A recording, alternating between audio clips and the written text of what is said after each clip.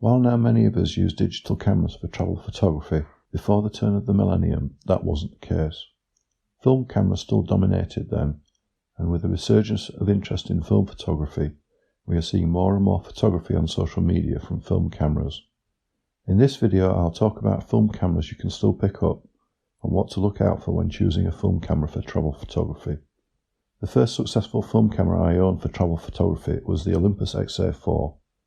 This was a very small camera, ideal for travel, adding very little weight to your pack. It had a really good lens, and as it was a fixed 28mm lens, it was good for wide-angle shots. It's also good for street photography, and often gets a mention on street photography channels. There are a number of other cameras in the range, the Xa through to the Xa3, the main difference being how wide the lens is, and you can choose from the range the camera that best suits you. The camera allows you to choose ISO setting, distance, and there is a backlighting setting which you could also use in snow. There's a self-timer, DX coding, and you can add an optional flash unit. Contacts Minolta, Nikon, Nikon and Minox did similar cameras at the time, so you can alternatively look at their offerings. I used the Xa4 for over 5 years and loved it, getting many great pictures from my travels. The Olympus wasn't the first camera I tried to do travel photography with though. Before that I had a Russian Zenith E camera. This was much larger and heavier. Good points were that it was very cheap, had a range of lenses being SLR, and you could try many accessories with it such as coking filters, which were popular at the time. Because it was largely manual, you could learn a lot about photography and cheaply play around with lots of lenses, getting a good grounding in photography. Where it fell down was the metering. There was a light cell above the lens which gave a reading to a needle where you set a control to match the needle position, then manually set the aperture and shutter speed. The metering was quite hit and miss, and when you're on a trip of a lifetime, you don't really want to miss important shots. So as a travel camera, the dodgy metering and weight and bulk of the camera meant it wasn't a good fit. I wouldn't recommend this type of camera for travel. SLR design though moved on significantly by the early 90s. The cameras had gotten lighter and now included more modes and auto features. Metering now tended to be TTL or through the lens and was more accurate. The next camera I got was a Minolta Dynax autofocus SLR camera. While I wouldn't recommend this particular camera, SLR cameras were certainly more usable and better suited to travel. The 3XI which I bought was the bottom of the line and cheap, and the cameras higher up the range, if you see one, would be a better option today. It was very early days for autofocus on the 3XI and it did a lot of hunting, especially on longer focal lengths. While I lived with that at the time, I wouldn't be happy with that today. Having said that, I did get some nice pictures I'm still happy to look at.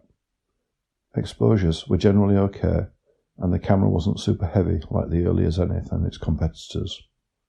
If you are someone who is happy taking an SLR sized camera travelling, you could consider this type of film camera. Lens now included zoom options as well as fixed lens, and you could cover most options with 2 zoom lenses in your pack. If you want to have some fun with film cameras, there are even cheaper options than low-end SLRs. I was bought an Ansco Pix panorama camera, which was all plastic and had a plastic lens. These days you would use a GoPro or similar if you were shooting in situations where you didn't want to risk an expensive camera, but a super cheap plastic camera was fun at the time, and might give you low-mo effects also. The camera produced panoramic prints, which had become popular as people got a bit bored of existing formats, and these were fun for a while. Where the camera fell down though was the lens being plastic didn't produce such quality images as the Xa4, and there was no exposure metering. You just had to wait for good light to take photos. So if you want to have some fun with film, this type of camera might be an option, but don't use it for holiday or lifetime shots, as you could be disappointed. Moving into the noughties, film cameras were now pretty good. Metering was good, camera build was good, and there were loads of options to suit all pockets. I used 2 film cameras in this period depending on what type of travel I was doing. Often I would take both. The cameras were a Nikon F80 SLR and a Ricoh GR1V compact camera. These cameras replaced my Minolta SLR and the Olympus Xa4 which had drowned in the Pacific Ocean. In the case of the F80 it was a much better camera than the Minolta. So here again, when choosing a film travel camera, it depends on how big a camera you are prepared to travel with And do you need additional swappable lenses, or can you make do with a fixed lens compact camera? Alternatively, you might prefer a compact camera with a good zoom lens.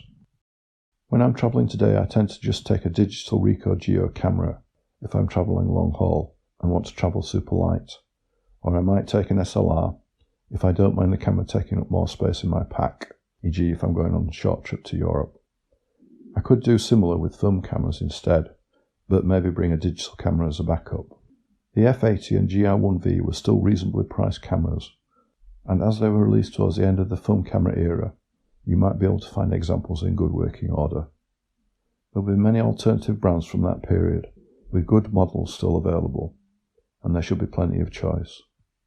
There is a lot of information about this period of cameras on the web, and it should be easy to do some research. Really, the only thing that held me back from doing more film photography for a long time was getting films developed, but now I've found a specialist company quite close that will dev film and scan to digital. They don't bother to do prints. Cameras such as the Nikon F80 are still lovely to use, and you aren't swamped with menus and buttons like you would be on an equivalent digital camera. Film photography doesn't have to be 100% of your photography, but it is a fun option, and there are still a number of film types available with their distinct qualities you would struggle to recreate with digital, and you can get some very nice film photos from your travels.